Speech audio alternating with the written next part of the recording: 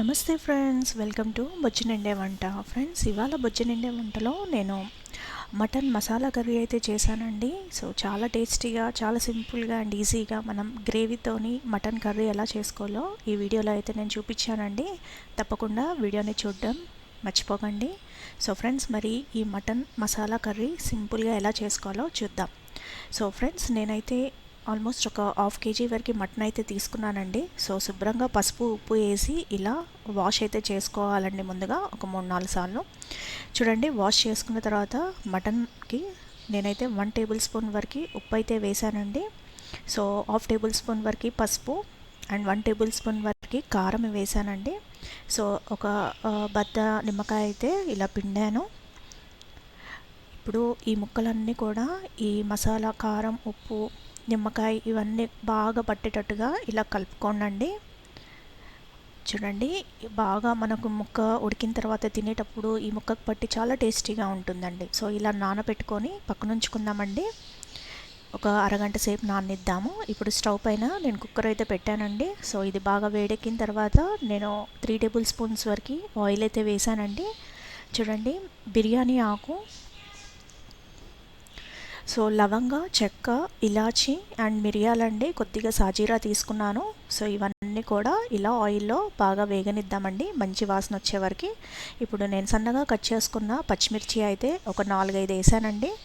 Onions అయితే 2 onions ఇలా సన్నగా కట్ చేసుకున్నాయి వేసాను. సో ఇవన్నీ కూడా బాగా ఆయిల్లో వేగనిద్దామండి. సో మంటని మీడియం ఫ్లేమ్లో ఉంచండి.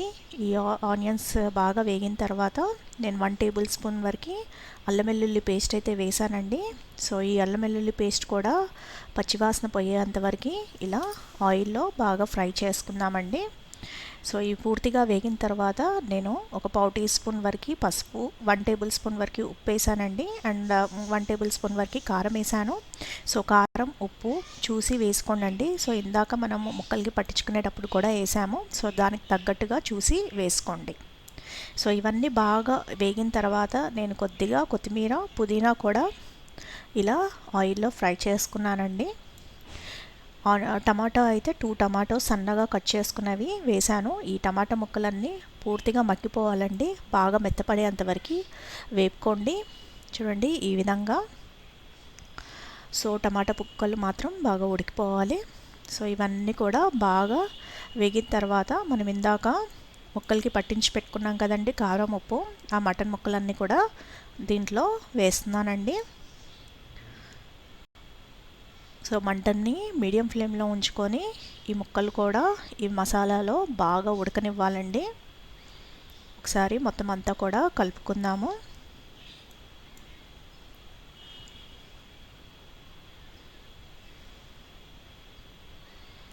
సో ఇలా మనము ఒక 10 నుంచి 15 నిమిషాల వరకు ఇలానే ఉడకనిద్దామండి మటను.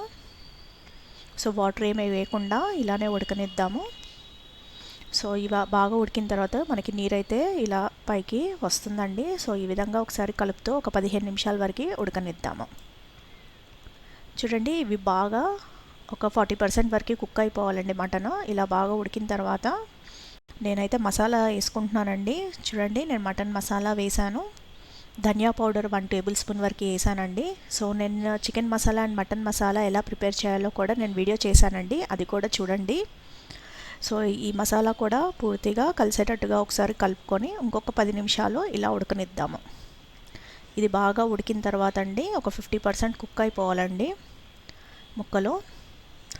ఇది బాగా ఇలా మగ్గిన తర్వాత ఇప్పుడు నేను టీ గ్లాస్ అంత వాటర్ అయితే వేసానండి.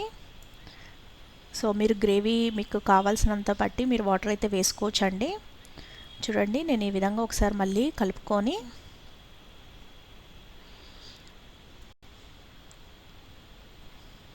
సో కుక్కర్ మూత అయితే పెట్టేసి నేనైతే 5-6 విజిల్లు వచ్చేంతవరకు ఉంచానండి.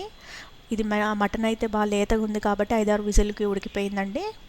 సో మీరు తీసుకునే మటన్ని దాన్ని బట్టి ఉడికించుకోండి, విజిల్స్ పెట్టండి. చూడండి, ముక్క అయితే పూర్తిగా ఉడికిపోయిందండి. సో ఈ రెసిపీ మీకు నచ్చినట్లయితే వీడియోని లైక్ చేయడం మర్చిపోకండి ఫ్రెండ్స్. ఇది నాన్స్లోకి, రైస్లోకి, లేదా చపాతీ, రోటీస్ అన్నిట్లోకి చాలా టేస్టీగా ఉంటుందండి. నా ఛానల్ని ఫస్ట్ టైం చూస్తున్న వాళ్ళు వెంటనే సబ్స్క్రైబ్ చేసి లైక్ చేయండి ఫ్రెండ్స్. Thanks for watching.